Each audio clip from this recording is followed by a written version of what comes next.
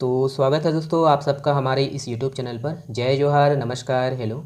चलिए देखिएगा, आज है आपका 14 अक्टूबर है। पहला प्रश्न देखिए, छत्तीसगढ़ में 5 नए जिलों के गठन के बाद राज्य में भू आविष्टित जिलों की संख्या कितनी हो गई है? कितनी हो गई है, यहाँ पर ऑप्शन है, देख लीजिए।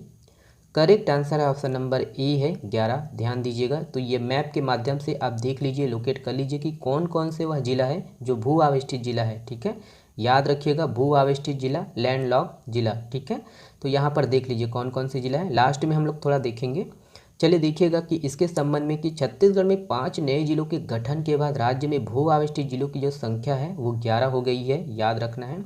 और पहले भू आविष्टित जिलों की जो संख्या है 9 थी। जीपीएम जिला बनने के बाद बिलासपुर भू आविष्टित जिला बन गया है, और वहीं शक्ति भी एक भू आविष्टित जिला है। इसे छत्तीसगढ़ में भू आविष्टित जिलों की जो संख्या है 11 हो गई है। ये है कि छत्तीसगढ़ में 5 नए जिलों के गठन के बाद सबसे बड़ा जिला 7145.4 वर्ग किलोमीटर के साथ अब कोरबा सबसे बड़ा है। वह 1468.2 वर्ग किलोमीटर के साथ सबसे छोटा जिला एमसीबी है। ओके, मनेन्द्रगढ़, चिरमिरी, भरतपुर है, ध्यान दीजिएगा। और देखिए वर्तमान में 5 संभाग है, याद रखना है। जिला 33 हो गया है। तहसील, ये इंपॉर्टेंट है, 235 तहसील है वर्तमान में। और जिलों की स्थिति देख लीजिए कि 2000 में 16 जिले थे, सन 2000 में, सन 2001 में 18 जिले, सन 2012 में 27 जिला, और सन 2019 में है ना, तो ये 28 जिला। ठीक है, तो इस प्रकार है दोस्तों। अब देखिए यहाँ पर मैं थोड़ा ओके, चलिए आगे देखते हैं, उसके बाद हम लोग लोकेट करेंगे। ठीक है, चलिएगा अगला देखिए। और भी है कि 1 नवंबर सन 2000 में मध्य प्रदेश से विभाजित होकर छत्तीसगढ़ का है ना गठन हुआ, ये सबको मालूम है, फिर भी ओवरव्यू देख लीजिए। और राज्य की जनसंख्या 2,55,45,198 है, और जनसंख्या के लिहाज से यह देश का 17वां सबसे बड़ा राज्य है। और इसका जो कुल क्षेत्रफल है ना, देखिएगा 1,35,192 वर्ग किलोमीटर है, और क्षेत्रफल की दृष्टिकोण से यह देश का 9वां सबसे बड़ा राज्य है। ओके, चलिए अगला देखिएगा। देखिए, निम्नलिखित में से किसे स्टार्टअप एमडी बॉटनिकल्स के लिए सर्वश्रेष्ठ उद्यमी का पुरस्कार से सम्मानित किया गया है? ऑप्शन है यहाँ पर, करेक्ट आंसर है option number A Apurva Tripathi, याद रखिएगा। देखिए इसके संबंध में कि कोंडागांव की अपूर्वा त्रिपाठी ने अपने द्वारा शुरू किए गए स्टार्टअप एमडी बॉटनिकल्स के लिए सर्वश्रेष्ठ उद्यमी का पुरस्कार हासिल किया है। और यह एक्सीलेंस अवार्ड है ना, तथा पुरस्कार स्वर्गीय जसराज बरडिया की स्मृति में प्रदेश की सर्वाधिकार प्राप्त चयन समिति द्वारा अंतिम रूप से चयनित 9 उद्यमियों को प्रदेश की राजधानी में वृंदावन सभागार में आयोजित एक कार्यक्रम में प्रदान किया गया है। ठीक है, देखिए यह पुरस्कार देश विदेश में सोने चांदी के आभूषण के निर्माण तथा निर्यात के लिए विख्यात एटी ग्रुप द्वारा रोटरी हेरिटेज रायपुर के तत्वाधान में प्रदेश के सर्वश्रेष्ठ स्टार्टअप को प्रदान किया जाता है। कोंडागांव बस्तर की एमडी बॉटनिकल्स मां दंतेश्वरी हर्बल ग्रुप का एक विस्तार है, जिसका उद्देश्य ग्राहकों को सीधे रिटेल रेंज में गुणवत्तापूर्ण जड़ी बूटियों और खाद्य पूरक प्रदान कर रहा है। ओके, चलिए नेक्स्ट देखिएगा। देखिए, एशिया का सबसे बड़ा होलसेल बाजार का निर्माण कहाँ किया जा रहा है? तो कहाँ किया जा रहा है, देख लीजिए। ऑप्शन नंबर देखिए बी सही है दोस्तों, नवा रायपुर, ध्यान दीजिएगा। देखिएगा इसके संबंध में देखते हैं कि एशिया का सबसे बड़ा होलसेल बाजार नवा रायपुर के सेक्टर 35 में बनाया जा रहा है, जो एशिया का सबसे बड़ा बाजार होगा। होलसेल कॉरिडोर बनने के बाद प्रदेश में करीब 1.5 लाख नए रोजगार मिलेंगे। होलसेल कॉरिडोर में विभिन्न सेक्टर एक छत के नीचे आ जाएंगे, और इसके चलते यहाँ सभी सेक्टरों में नए रोजगार पैदा होंगे। नवा रायपुर में बनने वाले इस होलसेल कॉरिडोर में प्रदेश का कारोबार एक साथ 7 राज्यों से जुड़ेगा। इसमें प्रमुख रूप से उत्तर प्रदेश, महाराष्ट्र, झारखंड, उड़ीसा, मध्य प्रदेश, आंध्र प्रदेश और तेलंगाना से व्यापार बढ़ेगा। ठीक है, देखिए भारत के 50वें मुख्य न्यायाधीश के रूप में कौन कार्यभार ग्रहण करेंगे? ऑप्शन है यहाँ पर, करेक्ट आंसर है option number B D Y. Chandrachud, याद रखिएगा डी.वाई. चंद्रचूड़।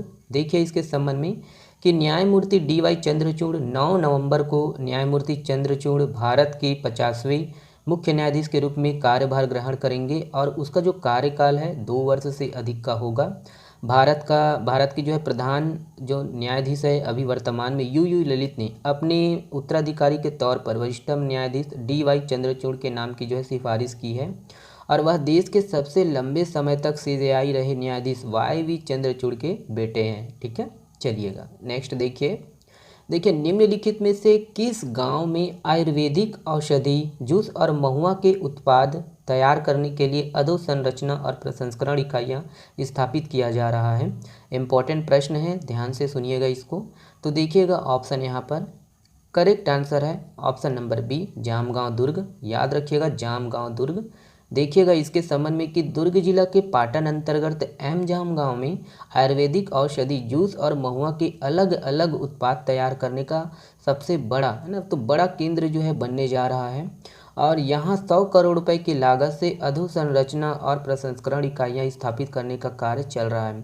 पाटन विधानसभा क्षेत्र के गांव एम जामगांव में 112 एकड़ क्षेत्र में केंद्रीय प्रसंस्करण इकाइयाँ की स्थापना है ना, इनका जो कार्य है वो चल रहा है। देखिए कि 68 एकड़ क्षेत्र में राज्य लघु वनोपज संघ एवं 43 एकड़ में CSIDC द्वारा अधोसंरचना तैयार किया जा रहा है। और यहाँ महुआ एनर्जी बार, महुआ लड्डू, महुआ जैम, महुआ कैंडी, महुआ जेगरी का उत्पादन किया जाएगा। देखिए कि इसके साथ ही अलग अलग उत्पादों के जूस निकाला जाएगा जिसमें जामुन, बेल, एलोवेरा आदि शामिल है। ध्यान दीजिएगा कि यहाँ उत्पादों का जो है उत्पादन अप्रैल 2023 से शुरू किया जाएगा। ओके, चलिए नेक्स्ट देखिएगा। हाल ही में चर्चित डेंगरा पार गांव छत्तीसगढ़ के किस जिले में स्थित है? ऑप्शन है यहाँ पर करेक्ट आंसर है ऑप्शन नंबर बी है बालोद में है। याद रखिएगा ये बालोद जिला।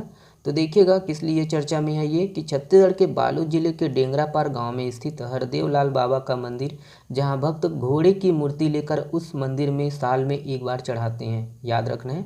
और यह मंदिर 500 साल पुराना है। और देखिएगा कि इसकी जो मान्यता है बस्तर से लेकर सरगुजा तक है। चलिए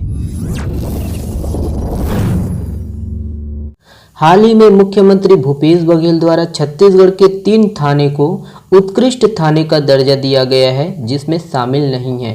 देखिए यहाँ पर ऑप्शन है करेक्ट आंसर है ऑप्शन नंबर डी।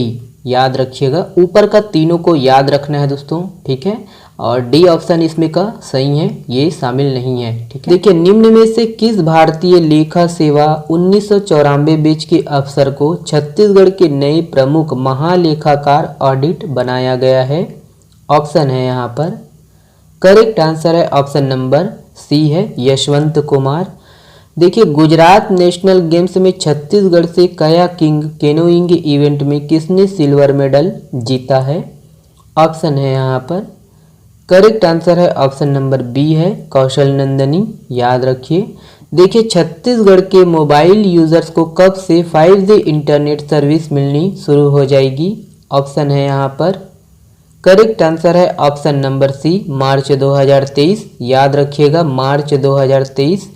देखिए किस राज्य ने भारत के पहले कडाउर स्प्लेंडर लोरिस अभयारण्य की घोषणा की है? ऑप्शन है यहाँ पर करेक्ट आंसर है ऑप्शन नंबर ए तमिलनाडु। याद रखिएगा तमिलनाडु। ये शस्त्र रामानुजन पुरस्कार 2022 किसने जीता है? ऑप्शन है यहाँ पर correct answer option number D है यूनिकिन तांग। याद रखिए। ये वाला प्रश्न आप लोगों के लिए है। इस प्रश्न का जवाब आप लोग दीजिएगा कमेंट्स बॉक्स में। छत्तीसगढ़ देश का कौन सा राज्य बन गया है जहां RTI की जानकारी ऑनलाइन मिलेंगी? ऑप्शन को पढ़िए और इसका जवाब कमेंट्स में दीजिएगा। चलिए बहुत बहुत धन्यवाद।